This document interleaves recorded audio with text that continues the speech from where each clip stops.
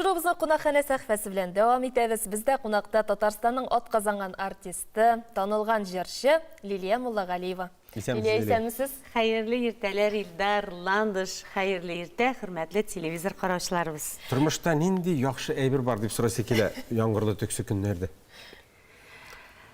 Йокы туя. Анысы әйбәт, позитив. Иртән йокы туя. Дөрес. Чөнки яңгырлы көндә ничектер иртәрәк ятасың. Шулай. Бүтән эшне кайдыр куясың да, ничектер яңгыр яугач ятып йоклыйсы килә. Аның каравы иртә белән яңгыр яуып торганда йокыдан торасы килми бит әле. Анысы да бар. Менә минеке киресенчә. Шулаймы? Менә монда характерга бәйледер инде. Лилия тормыша булдырамый, 4 бала көтеп тора. Инде менә Болгар радиосы концертына әзерләнәбез бит инде. Кәефләр ничегрәк ул мәсьәләдә? Җиңсез гына эшлисездер инде. Әлбәттә, чөнки бик җаваплы һәм көтеп алынган безнең елда була торган концерт. Минем беренче тапкыр катнашуым, шуңа күрә мин бигрәк тә дулкынланам. Башка елларны инде башкаларның чыгышларын карап, шулай күзәтеп, кайвакыт кызыгып та карап торганым бар иде. Бу ел инде үземә яңа ел үтү белән, шушы мин бит инде беренче айда кирип калган кеше. Әле кеше аңнамас вакытта ничектер мин кирип калдым дип әйтәсем килә инде. Чөнки ел буена барыбер елның уртасында яисә ел ахырында катнашу ул авыррак. Чөнки инде әйтик, бөтенесе дә уяна башлыйлар җырчылар, бөтенесенең дә катнашасы килә башлый. Бер сер әйтәм инде. Чөнки киләсе ел бит җитеп бара. Башкалар шулай ук тизрәк кирип, тизрәк электрик алырга кирәк дип әйтәсем килә. Чөнки ел дәвамында ул бит инде 12 генә ай, 12 айда ай сайын бара торган хит-парад булганлыктан, шуңа эләгеп һәм чыннан да үзенең җырың белән тамашачының мәхәббәтен яулап алырга кирәк. Чөнки монда җырның уңышлы булуы да бик зур мөһим. Һәм халык күңеленә керә алуы да мөһим. Тамашада нәрсә тәкъдим итәрсез икән? Минем җырым гөрләвекле балачак. Җыры белән без чыктык, Гөләрә Шәрипова сүзләренә ки үземнеке. Безнең җыр, менә кайбер җырны бит карап җырлыйсың, а кайбер җырны тыңлап җырлыйсың, әйме? Тыңлыйсың. Менә бу тыңлый торган. Теге карап, күреп визуаль җыр түгел. Бу уйландыра торган, балачакка кайтара торган һәм һәрбер кешенең тормышыннан, әйтик, үткән мизгелләрне күңелгә китерә торган шундый җыр. Шуңа күрә анда миңа калса артык булыр. Минем кырыйда биючеләр дә кирәкми. Әйтик, монда фақат менә шушы җырны дөрес иттереп халыкка җиткерү.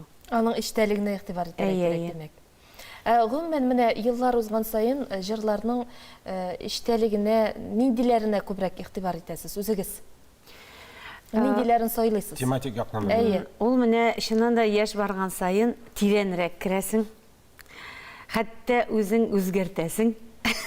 Чөнки яшьрәк чакта ничектер менә җилкенчәгрәк, шундый җиңелрәк, кайбер сүзләрне әле төшенчәсен аңлап та битермисең дигәндәй. Инде гомер, тормыш үзенекен барыбер итә һәм күп әйберне яши аңлыйсың һәм кичерә аңлыйсың, үзеңнең җилкәңә төшкәч кенә аңлыйсың дигәндәй. Мин инде хәзер бик игътибарлы ул яктан. Чөнки шигырь язучылар бик күп, киен инде мин үзем язам. Хәтта ки язучыларга мин инде әйтәм, мин ки җибәрмәгез дип, чөнки һәр WhatsApp булгач бит инде әле берсе, әле икенчесе җибәреп кенә тора. Мин сөендереп. Телефонны тутырып. Варенье ясау рецептлары белән бергә инде. Шуңа мен әйтәм, сүзләр генә миңа җибәрегез. Сүзләрне инде менә бу тирәсендә булайрак, бу тирәсендә булайрак дип шунда бергә уже эшләп бетерәбез.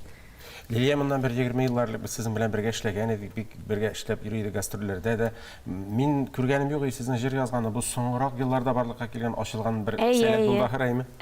Ул ничектер үзеннән үземне шулай. Минем мәктәптә укыганда ук бер ике җыр язганым бар иде, киләрен. Ләкин ул ничектер ялгышып кына миңа килеп кергән җырлар булгандыр күрәсең. Менә әйтик, икенче кызымнан соң инде, икенче баламнан соң минем инде каяндыр шундай менә. Килә. Ничек өлгерәсез? 4 бала анасы, сәхнә йолдызы. Һәм уңган хуҗабикә, без инде сезнең интернеттагы сәхифәләрегездән күреп торабыз, әйме? Ничек өлгерәсез? Вакытны дөрес бүлүдән киләме ул? Яисә кайбер нәрсәләргә күз йомарга кирәкме? Концертларда оештырасыз бит әле, Әйе. җәмәгать эшчәнлеге дә Инде ул читтән караганда нык өлгергән кебек инде. Күбәйбергә өлгереп бетеп булмый инде. Ансын инде үзем генә беләм дигәндәй. Ну, тырышабыз инде. Һәр балалар да уже кулдан әзрәк Төшә башлагач. төшә Эй, башлагач. олылары кешеләкләрен карый әйме? Әйе, алар белән җиңелрәк. Аннары тормыш иптәшем дә, Аллага шөкер, ул бөтен күбәйберне үз өстенә ала. Инде теге яши бер-береңне аңлап бетерәсең бит инде баштарак эшләр бүленә иде, хәзер уже бүленми. Ул булганда иҗат кешесенә иҗат итүе дә җиңелрәк. Шулай. Илһамны кабул итүе дә җиңелрәк. Бик зур рәхмәт сезгә, Лилия. Димәк, 11 декабрь көнне Болгар радиосының милли музыкаль премиясын тапшыру тантанасында сезне күрәчәкбез. Көтеп калабыз. Һәм тамашачыларыбызны да экраннар кырыена көтеп калабыз, чөнки бу безнең онлайн барачак.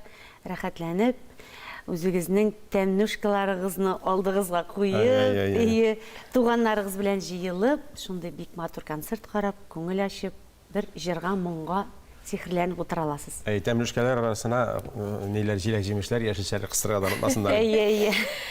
Хәзер дә Сезгә бик зур рәхмәт. Рәхмәт бик зур мине чакырган өчен. Уңышлар. Сезнең белән саубуллашып, тамашачыларыбызга нәкъ менә сезнең башкарудагы җырны тәкъдим итәбез.